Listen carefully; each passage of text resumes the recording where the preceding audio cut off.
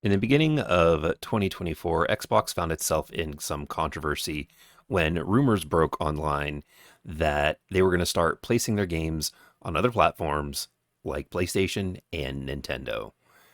Now, at the time, it was just a bunch of quote unquote insiders saying, "Trust me, bro."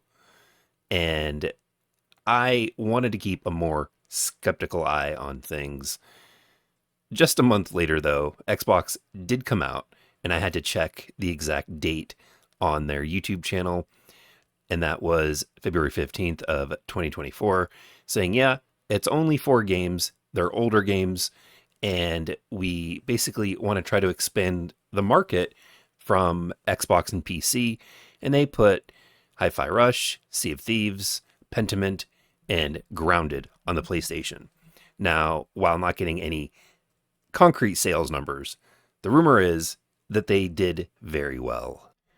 As a part of this updates on the Xbox business, the official Xbox podcast, the rumors at the time too were also that Starfield and Indiana Jones were going to be coming to PlayStation. And this is what Phil Spencer had to say. Can we say if either of those titles are Starfield or Indiana Jones? They are not Starfield or Indiana Jones. Now, when Phil Spencer said this, it was sort of a bold-faced lie, but looking back at it, you could say that he was technically being honest. Because the 4 games that were coming to PlayStation at that time were not Indiana Jones and was not Starfield. But just a few months later, look at the announcement they decided to make at Gamescom. Doesn't that look great? A world of mystery to explore. But you're probably wondering when the game comes out, right? Well,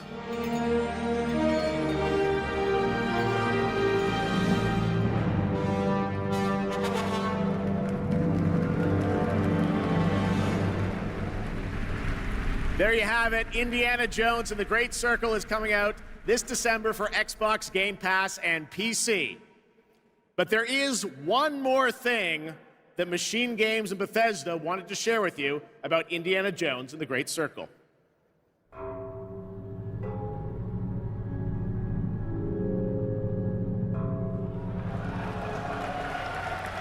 The game's coming to PlayStation 5 in spring of 2025.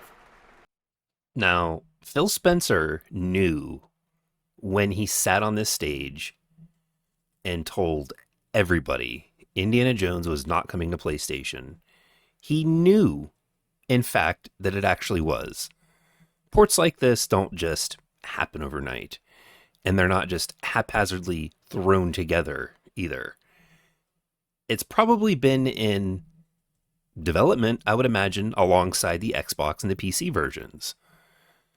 It was at this moment that I knew and was basically confirmed that you can't believe anything that comes out of Phil Spencer's mouth. He's going to say whatever he needs to, whenever he needs to appease whoever he feel like he needs to speak to. Now, him saying Indiana Jones wasn't coming to PlayStation happened in February. In August, for Gamescom opening night, it was announced that it, in fact, was coming to PlayStation, not at the exact same time, but literally, this could be considered the game launches in December of 2024 for Xbox and PC, and then spring of 2025, which is literally 3 months to 4 months later. Now, this brings us to current day. There's been news breaking. This is taken from Game Rant, this screen cap, but you can find it reported on many other different gaming sites. It says, in a recent interview with Bloomberg, Microsoft Gaming CEO Phil Spencer said that all Xbox titles have the potential to appear on other platforms in the future. Now, this is a bold statement that further bolsters previous comments made by Spencer in the past, with Xbox boss stating that it's a business and decisions have to be made in order to make the most profit.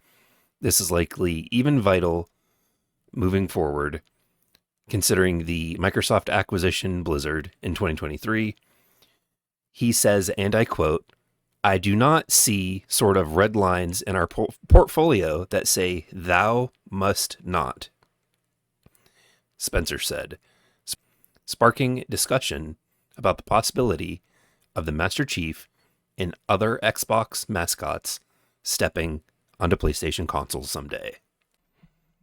Now, that in itself is pretty much a death nail for Xbox consoles, not as a brand, but their console, their hardware, any reason to own any Xbox hardware. This is essentially the final nail in the coffin, or at least you would think so.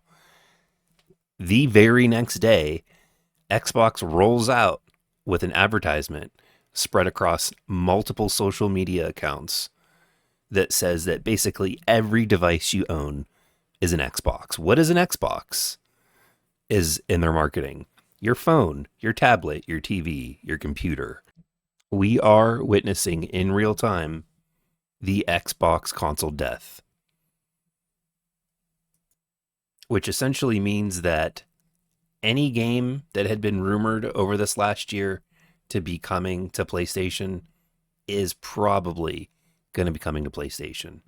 And quite possibly whatever the next Nintendo platform is going to be as well. Now, this is a huge win for people that want to play Xbox games, but don't have a PC, that don't have either a PlayStation or an Xbox. Essentially, they're saying whatever device you have, you can play our games there. You can turn it into an Xbox. But then what does that mean for people that have an Xbox? They've also announced, and this was just offhandedly, that they're working on making a handheld gaming device that's going to come out in a few years. Now, I'm assuming maybe they want to try to get the cost down on the device, but at this point, what's stopping people from just buying a Steam Deck or just using a phone? Why in the world would they invest any money into hardware from a consumer standpoint and from the company's standpoint? Why bother making a device when our games are going to go everywhere else?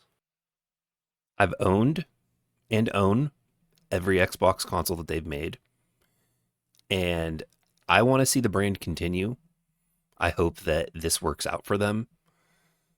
They've been in third place for the entire time that they've been a gaming company. It's wild because it finally seemed like they had all their ducks in a row when it came to development, when it came to having games releasing by quarter that are going to make people want to stay subscribed to their Game Pass Ultimate subscription. They were finally seemingly hitting their stride. And then they were like, nah, you know what? No, never mind. And the bad thing is that this is what Xbox has been doing for the last 5 years. Oh, we're going to try this business strategy. 3 months later, oh, well, it's not working. Let's do something else.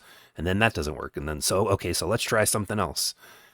I give them credit for trying, but they're not investing enough time into a specific model to give it a chance. I have an Xbox Series X, and chances are these are going to be the last Xbox consoles that I ever purchase. They have an amazing backwards compatibility program that reaches all the way back to the original Xbox. The features of the console itself with FPS boost and the dynamic auto HDR make games play and look great.